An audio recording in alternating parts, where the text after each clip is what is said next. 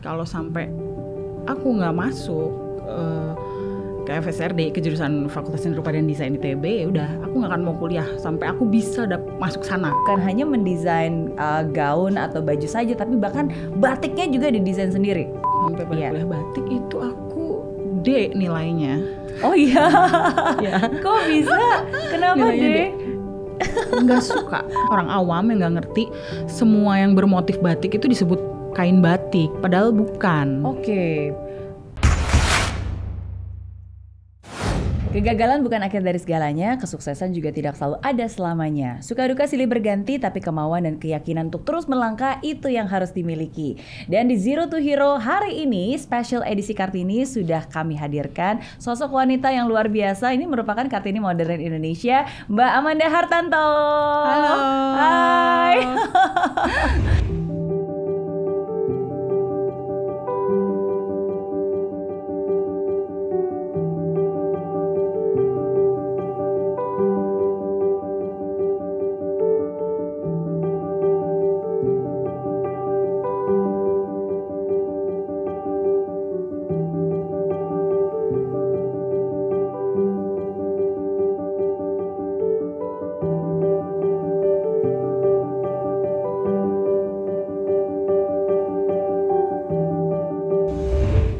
Thank you sudah making the time untuk hadir di sini. Aku yang terima kasih banyak sudah diundang untuk hadir di sini. Wah, sama-sama. Apalagi nih kita ngomongin bulan April, pasti kan identik dengan bulannya Kartini. Iya. Ya kan, apalagi di minggu ini juga nanti kita akan merayakan Hari Kartini 21 April. Ya, dan hari ini Mbak Amanda udah tampil. Wow, ini anggun, cantik, luar biasa. Bukan hanya sosoknya yang anggun dan cantik ya, tapi karya-karya juga anggun dan cantik, merepresent sosoknya juga. Terima kasih. Nah, oke, ini by the way ini desain sendiri ya batiknya ya? Ya. Oke, jadi Mbak Amanda ini desainer, bukan hanya mendesain gaun atau baju saja, tapi bahkan batiknya juga didesain sendiri. Ya, betul. Oke. Gimana nih awal mulanya tertarik untuk terjun ke dunia industri kreatif dan khususnya mendesain gaun dan juga mendesain batik? Awal mulanya ya. Jadi dari awal itu sebetulnya pada saat aku mau masuk kuliah S1, itu dulu memang aku dari kecil suka gambar kayak gitu segala macam. Terus akhirnya pengen banget bercita-cita untuk masuk ke ITB. ITB kan susah ya untuk masuk sana gitu ya. Negeri bagus, terus pengen banget masuk seni rupa gitu. Sampai pada suatu saat waktu SMA pokoknya bertekad kalau sampai aku nggak masuk ke FSRD, ke jurusan Fakultas Seni Rupa dan Desain ITB, ya udah aku nggak akan mau kuliah sampai aku bisa masuk sana. Saking pengennya ngebutnya kayak gitu. Nggak mau tuh kayak orang-orang yang ya udah nggak masuk sini, udah deh pokoknya masuk mana aja yang penting kuliah gitu. Aku nggak mau kayak gitu. Dan untungnya sih orang tua aku mendukung seperti itu gitu ya. Udah gitu, kalau kamu mau ke sana oke gitu.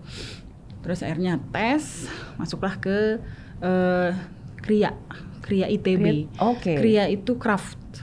Jurusan craft gitu. Nah, Kria sendiri dibagi dua, ada Kria tekstil sama keramik pada waktu itu. Sebenarnya ada logam juga, tapi kebetulan di sana nggak ada. Udah, lalu akhirnya tes masuk ITB, ya dengan beratus-ratus ribu orang gitu ya. Puji Tuhannya masuk. Gitu. Puji Tuhannya masuk ke jurusan yang emang benar-benar dipengenin gitu. Itu suatu anugerah banget gitu ya buat aku gitu ya. Udah terus kuliahlah di situ sampai pada ada mata kuliah batik pada waktu itu. Mata kuliah batik. Tingkat berapa tuh berarti? Tingkat berapa ya? Tingkat 3 ya, hampir semester akhir, 1 semester sebelum kolokium dan tugas akhir. Oke. Sampai pada kuliah batik itu aku D nilainya. Oh iya. Kok bisa? Kenapa D? Nggak suka. Oke. Nggak suka. Terus aduh gimana sih nih, aku nggak bisa gitu loh. Padahal ini bagus nih, kain batiknya tuh bagus, aku tuh suka, cuman kenapa ya aku nggak bisa membatik gitu. Jelek banget sebenarnya nilainya D. Tapi aku ya akhirnya mengulang kan. D ya udah kalau mau bagus mengulang, sebenarnya enggak juga nggak apa-apa gitu. Terus akhirnya suatu hari dipertemukanlah aku sama kuliah kerja lapangan ya, kuliah kerja nyata gitu. Dapatlah ada salah satu brand batik yang sekarang udah terkenal juga gitu. Aku dapat magang di sana gitu. Itu entah suatu kebetulan atau entah apa gitu ya, tapi aku mensyukuri jalan gitu Tuhan ya. Ya jalan Tuhan gitu. Oke. Di situ aku baru menemukan dan banyak banget belajar yang namanya batik itu apa, teknik batik itu apa gitu, dan akhirnya aku benar-benar mempelajari gitu di situ sampai akhirnya aku bisa membuat suatu karya dari kuliah kerja nyata tersebut tuh benar-benar bagus gitu ya, gitu, nggak cuman asal-asalan gitu. Oke, jadi mata kuliah batik dapatnya D, ya, dan akhirnya punya kesempatan untuk magangnya mungkin di tempat perusahaan batik ternama, ya, tapi justru disitulah menjadi titik awal perjalanan jatuh cinta ke dunia batik. Iya, betul. Dari situ aku belajar banyak teknik batik ya, karena di sana aku magang sebagai desainer batik. Jadinya mau nggak mau, karena aku kan tekstil. Jadi banyak banget. Aku langsung terjun gitu ke pembatik gitu, membatik sendiri, milih cap, bikin motif, tulis dan lain sebagainya, mewarnai, mencelup gitu. Semua teknik aku pelajari gitu sampai akhirnya pada waktu itu pemiliknya berkata bahwa kamu habis magang nanti langsung masuk kerja di sini aja ya, gitu. Habis lulus gitu ya. Wow, gitu kan, suatu privilege banget gitu buat aku yang pada waktu itu masih mahasiswa. Teman-temanku semua masih takut gitu mau kerja di mana. Aku udah dapet nih tempat kerja gitu. Ya udah, terus akhirnya dari situ aku semangat bikin batik banyak dan lain sebagainya. Hasil kuliah kerja nyataku waktu itu bagus banget, A. Wow. Dan itunya batik gitu kan. Iya. Gitu ya. Udah. Terus dari situ akhirnya tahun berikutnya tugas akhir. Nah, tugas akhir itu malah dosenku bilang kamu harus ngambil batik. Karena kamu harus explore lebih banyak lagi, kata dia gitu. Karena karya kamu nih bagus-bagus, kata dosennya waktu itu. Tapi aku merasa masa sih gitu. Nah pada saat itu ketika aku masih kuliah dan aku akhirnya jadi sering membatik kan, jadi sering bikin batik sendiri, apa sendiri, dan kainnya itu aku jual satu persatu. Pas lagi masih kuliah nih sebenarnya. Masih kuliah. Aku jual kemana? Jual ke teman-teman mamaku, jual ke teman-teman papaku, gitu. Terus ibu-ibu di gereja kayak gitu. Benar-benar literally seperti itu, dan kayak bawa koper nih ke gereja ya. Itu gelar kain-kain gitu. Nanti diserbu tuh sama ibu-ibu ya kan. Itu benar-benar terjadi gitu. Di Bandung gitu ya. Di Bandung pada waktu itu gitu.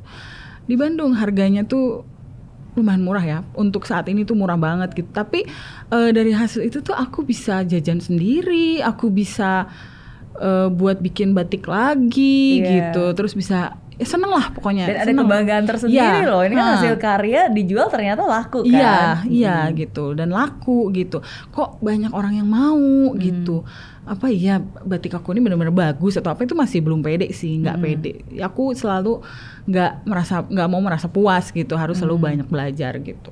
Udah, terus pada akhirnya masuk ke tugas akhir, dibimbing sama dosenku untuk kamu harus dengan tema eksplorasi teknik batik. Jadi kan batik itu sendiri kan sebenarnya adalah sebuah teknik ya, bukan kepada motif gitu. Teknik di mana kita membuat suatu motif pada kain dengan menggunakan canting dan malam. Jadi banyak orang-orang yang suka, kadang orang awam yang nggak ngerti semua yang bermotif batik itu disebut kain batik, padahal bukan. Semua yang bermotif batik bukan berarti kain batik. Iya, betul. Jadi bedanya apa? Bedanya, batik itu sendiri berasal dari kata amba dan titik. Amba itu hamba, titik itu menitik, hamba menitik. Jadi hamba membuat titik-titik motif di satu kain sehingga membentuk satu kesatuan motif yang cantik menggunakan canting dan malam, wax. Jadi batik itu harus ada waxnya. Jadi kalau misalkan kainnya itu bermotif batik tapi dia dengan proses printing, itu namanya bukan batik. Itu tekstil bermotif batik. Karena batik sendiri itu adalah teknik, bukan motifnya gitu. Iya. Dan ada proses yang pastinya panjang dan butuh ketekunan, karena betul. Itu ya tadi kan hamba menitik gitu. Wow, that's new. Aku baru tahu meaning. Meaning di balik dasar kita cuma taunya on surface. Pakai batik, padahal kan sebenarnya motifnya aja, printnya ya. Ada sampai orang bilang ini motifnya batik padahal cuma bunga-bunga aja gitu. Gitu, tapi memang ya kalau orang awam mungkin memang ada yang nggak tahu gitu prosesnya itu seperti apa gitu. Iya. Makanya suka bilang mahal banget sih gitu, karena prosesnya memang lama dan memang penuh filosofi gitu. Ya, dan berarti akhirnya lulus, dan bukan hanya lulus dengan nilai yang baik, tapi sebenarnya dalam proses menuju lulus itu pun juga sudah buat karya, dan karyanya pun juga sudah terbukti banyak peminatnya berarti pada saat itu ya. Iya. Iya. Ada bedanya nggak sih, kan kalau tadi Mbak Amanda bilang pelajaran secara teorinya pasti kan diajarin nih di mata kuliah. Waktu itu dapat nilai D, tapi begitu di aplikasi di realnya itu bahkan dapat nilainya A. Sebenarnya apa yang membedakan, atau sebenarnya berbeda nggak sih apa yang benar-benar dipelajari secara struktur universitas dan in the real application itu sama atau beda? Kan kalau misalnya berbeda, seberapa bedanya? Sebetulnya kalau literlek semua sama ya, sama gitu, bahwa yang diajarin tuh seperti ini gitu, batik adalah ini. Tapi pada kenyataannya, dan aku sendiri adalah tipe orang yang belajar itu harus melakukan. Jadi nggak cuman baca, mencoba mengerti, tapi aku harus terjun melakukan sendiri. Aku baru ngerti, aku baru bisa begini ya, dari situ aku baru bisa explore. Tapi kalau kita cuman jadi aku nggak textbook banget orangnya gitu. Kan ada yang orang dengan membaca aja itu dia bisa mengerti, dia bisa memahami gitu. Kalau aku nggak, aku harus mencoba. Aku harus membuat gitu. Ketika membuat, gue tahu ini gue salahnya di sini. Oke, harus bikin lagi yang lebih bagus gitu. Jadi nanti membuat yang kedua, tekniknya aku ganti, harus seperti ini, dan akhirnya explore kan. Nah dari explore itu baru kita ngerti, dan akhirnya bisa explore lagi, dan ternyata sangat luas gitu. Dan ketika aku waktu itu belajar itu, mungkin aku orangnya memang gak suka textbook gitu. Jadi ketika diajarin ini tuh, aduh apa sih ini boring banget gitu. Gitu. Iya, lebih baik langsung ngelakuin aja gitu kan. Aku senang gitu. Iya. Oke. Nah, tapi tidak hanya berhenti belajar dari ITB saja, bahkan bisa lanjut belajar di Thailand. Iya, itu belajar desain juga. Iya, jadi aku dapat ketika itu sudah bekerja di perusahaan yang waktu itu aku magang. Terus nggak lama aku pindah kerja di media, jadi fashion stylist sempet, tapi cuman 2 atau 3 bulan. Akhirnya keterima beasiswa untuk S2 dari ITB juga gitu. Nah keterima beasiswa, terus akhirnya ada pertukaran pelajar ke Bangkok, ke Kasetsart University pada waktu itu gitu. Ya puji Tuhan banget gitu ya. Di sana aku banyak belajar tentang fashion branding dan merchandising. Which is aku ngerasa senang karena wow, kalau misalkan ini mau membangun bisnis itu udah ada nih bekalnya sedikit untuk bikin brandingnya dulu deh yang penting gitu. Untuk skillnya udah adalah sedikit, tinggal dipoles-poles gitu. Ya udah nggak lama kok belajar di Thailand itu, hampir 3 bulan kalau nggak salah. Tapi dari situ banyak banget yang aku bisa dapat, dan aku bersyukur banget gitu bisa dapat kesempatan itu ya. Dari situlah aku setelah lulus di S2 aku membangun brand batik ini. Dan akhirnya terciptalah atau terlahirlah Amanda Hartanto Batik. Iya. Berarti tahun berapa tuh? 2013 akhir, 2014 awal. 2014 awal. Dan itu mimpi aku sih. Itu aku tulis semuanya di buku bahwa tahun ini aku pengen punya omset lebih dari 100 juta. Ditulis. Dan ternyata kejadian. Nah, sejak pegang HP itu aku udah gak enak feeling. Sejak pegang HP itu ternyata ada beberapa orang yang pesanan saya mana? Udah 2 bulan kok pesanannya nggak datang gitu. Nggak ada di rekening aku tuh, nggak ada uang masuk segitu gitu. Ada yang 6 juta, 3 juta, 10 juta.